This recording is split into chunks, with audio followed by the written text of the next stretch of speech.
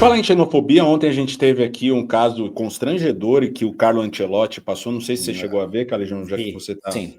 né, dos técnicos brasileiros decadentes ali da década de 80, 90, né, especialmente Oswaldo de Oliveira e o Emerson Leão, cometendo ali no mínimo para falar assim, uma deselegância, uma falta de respeito, uma falta de humanidade. O cara tá lá, né, recebendo uma suposta homenagem e o Emerson Leão fala, pô, eu detesto técnico estrangeiro, nunca gostei mesmo. Aí o outro ousado, tomara que os nossos técnicos sejam, que o técnico seja brasileiro, né, da próxima Copa. Desde 2022 não ganha nada. Né, o técnico aqui no Brasil, Calejão, Campeonato Brasileiro de 20 clubes, 9 tem técnicos estrangeiros. Por quê? Porque o técnico brasileiro está ultrapassado, completamente ultrapassado. E daí, e aí o brasileiro pode ir para o Japão, pode ir para a Arábia, pode ir para todos esses países, para a China, né? E o técnico estrangeiro não pode vir para o Brasil. Como é que é isso, né? Então mostrou-se também ali um traço de xenofobia, e o Casagrande falou, né, sobre o que ele viu dessa desfaçatez, desse má educação aí dos técnicos brasileiros. E hoje o Jorginho ainda veio falar que o Abel...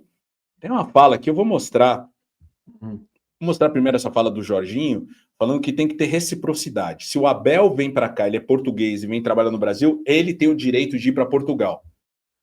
Tem uma coisa chamada competência, tem uma coisa chamada trabalho, tem uma coisa chamada currículo, tem uma coisa chamada habilidade naquilo que se faz, né? E o Jorginho, mais uma vez, aí, metendo essa de que os técnicos, ele é até bom, mas aí vem... Mas ele é um cara muito mal educado e que precisa aprender aqui no Brasil, e a gente precisa ir lá para o exterior para reciprocidade. Agora virou isso aqui, esse é um papo aqui muito, muito ruim, cara. Precisamos de oportunidade. Quando eu me levantei lá no ano, quando eu estava no Atlético Goianiense em 2022, logo depois eu vim para o Vasco, eu fui dar uma fala sobre o Abel. Para mim, o Abel é um dos maiores treinadores, assim, com certeza o maior treinador que passou, o melhor treinador de todos os tempos aí do Palmeiras, mas ele é um cara extremamente indelicado, sabe, sem educação à beira do gramado. Com o jogador adversário, com o treinador adversário, eu fui falar isso, eu fui xingado de tudo quanto é nome, inclusive pela própria imprensa. Isso não quer dizer que ele não mereça. O que eu quero dizer é que eu quero ter a mesma possibilidade que ele tem aqui lá em Portugal. Se eu, como um campeão do mundo, um cara que já foi campeão no Japão, já foi campeão em vários lugares, inclusive aqui no Brasil também, mesmo sendo um pouquinho, mas foi campeão carioca pelo Vasco da Gama, né, invicto ali em 2016, o último título do Vasco, viu? Eu não tenho a possibilidade de assinar um documento. O que eu quero é essa reciprocidade. Nada mais do que isso. E nós... Cara, faça um bom trabalho que o senhor nunca fez. Jorginho, você é um péssimo técnico, cara. Vai escolher outra profissão. Vai ver. Mas deixa eu te perguntar. Existe uma determinação em Portugal que técnicos brasileiros não podem atuar no país? Claro que não. Claro que não. Então eu não entendi o que ele está reivindicando. O Filipão foi técnico da seleção portuguesa. Então eu não entendi a reivindicação dele. Não existe. Não existe. Ele está despeitado, assim como quem diz: o cara tá fazendo sucesso demais. É isso? É inveja. É inveja, cara. Pô, vai fazer um trabalho que preste. Mude de profissão, Jorginho. Foi um lateral brilhante. Tá? Não foi melhor do que o Leandro. O Leandro foi muito mais jogador que você e jogava no mesmo Flamengo. E o Cafu também jogou muito mais que você. Mas você foi um grande lateral. Agora não é necessariamente um bom técnico. Não é. Qual que é o seu trabalho importante? Não tem nenhum. Vamos ver o Casagrande aqui falando dessa grita dos técnicos brasileiros aí, porque, né, detesto estrangeiro. Palavras horrorosas, assim. Pensei em gravar esse vídeo mais cedo, mas por causa da fala do Leão e do Oswaldo lá no evento da CBF, né? Mas eu fiquei tão constrangido, fiquei envergonhado, vi uma deselegância, uma fala agressiva desnecessária, num momento errado, no palco errado. e uma grosseria sem motivo, né? Uma falta de respeito com o treinador da seleção brasileira que está lá, que é o melhor treinador do mundo nesse momento, o cara mais vencedor dos últimos anos e que não pediu para vir para cá treinar a seleção brasileira. Ele não tomou o lugar de nenhum brasileiro, foi escolhido pela CBF para treinar a seleção brasileira, já que os últimos treinadores brasileiros que comandaram a seleção brasileira não fizeram nada, não acrescentaram nada de evolução para o nosso futebol. Então, a única saída foi trazer um cara com uma visão mundial de futebol, um cara vencedor, um cara que tem uma trajetória espetacular e de respeito para treinar a seleção brasileira, né? Tirando o Felipe Luiz, que eu acho ele fantástico, inclusive as entrevistas dele são boas, está fazendo um ótimo trabalho no Flamengo e tem uma escola totalmente europeia de ver o futebol. E o Rogério Ceni, que está fazendo um excelente trabalho no Bahia, um cara que sempre se preparou para isso, um cara que foi estudar lá fora o método de trabalho, de treinamentos dos treinadores europeus, inclusive com o Guardiola. Esses dois treinadores são os melhores treinadores brasileiros do momento e estão evoluindo de uma forma avassaladora, e eu não tenho dúvida que são dois treinadores que vão ter espaço no futebol europeu, em alguns clubes, até em grandes clubes do futebol da Europa, e podem treinar a seleção brasileira no futuro em algum momento. Mas nesse momento é o Carlo Ancelotti, sim. Vocês querendo ou não, ferindo o ego de vocês ou não,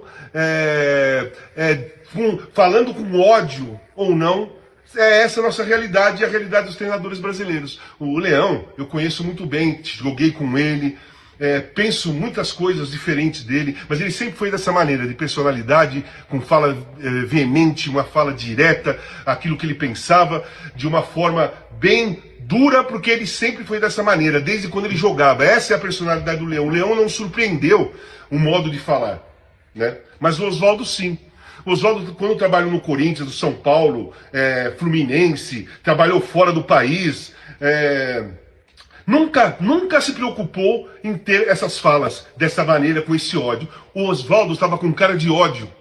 Ele estava falando como se ele estivesse fazendo um discurso de ódio para os treinadores brasileiros contra os treinadores estrangeiros. Eu achei muito feio, desnecessário, palco errado, o momento errado, hora errada. Falta menos de um ano para a Copa do Mundo, o cara está trabalhando, o Carlo Ancelotti ficou constrangido lá, só que o Ancelotti é um cara educado, né? Ele é muito educado, e ele jamais iria responder ou debater ali essa grosseria. Talvez ele tenha sido pego até de surpresa, ele não esperava a grosseria que ele viu na frente dele ali. Mas enfim, foi constrangedor, foi vergonhoso, mas bola que segue, porque não vai mudar nada. Os treinadores brasileiros estão ainda atrasados, fora o Felipe Luiz e o Rogério Ceni, e o Ancelotti está trabalhando direito, do modo dele, para a seleção brasileira, para a Copa 2026. É isso, não adianta ter ódio não, tem que trabalhar, estudar e correr atrás. Lembrando que o Oswaldo de Oliveira já agrediu um repórter numa coletiva porque não gostou da pergunta. Foi para cima do cara. Esse tipo de gente que a gente está lidando.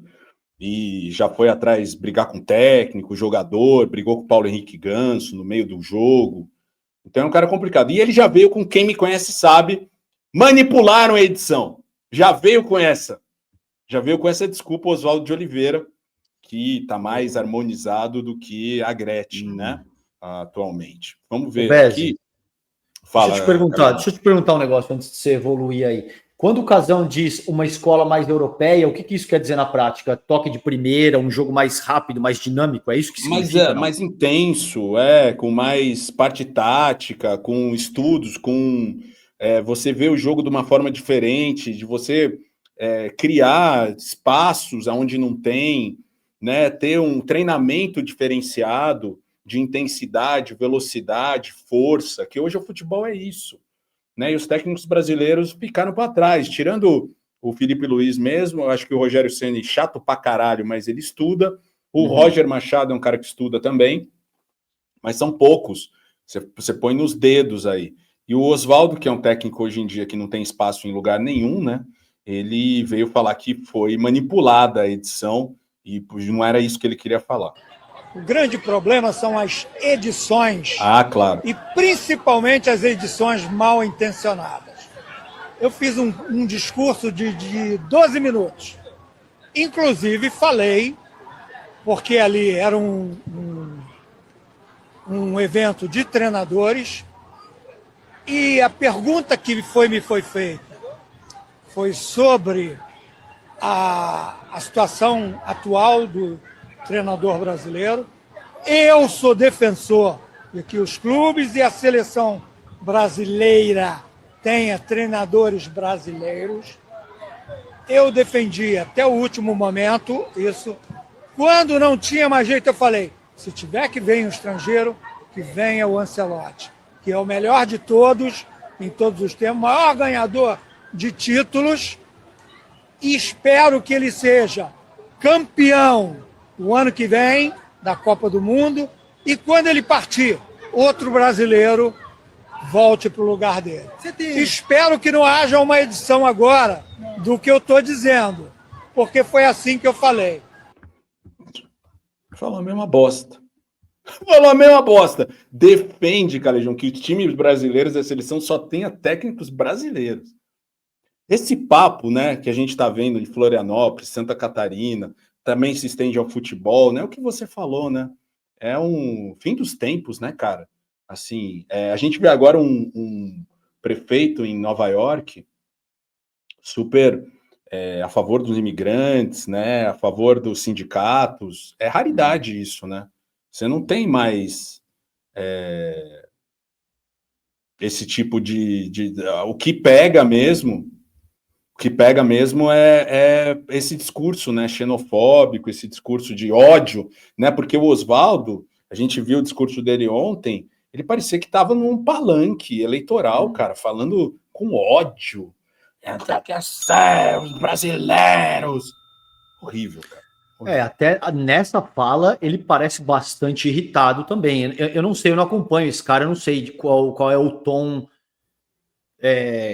geral dele, como é que ele se conduz publicamente em situações diversas. Mas aí ele parece estar irritado ainda, mesmo depois da repercussão até certo ponto negativa. E veja, Bezzi, parece evidente que tem um certo nível de indisposição, porque se você é o técnico da seleção e eu sou teu amigo e eu quero organizar uma fala, ainda que seja crítica, eu vou falar, olha, o Bezzi, vamos ver como é que ele vai ano que vem.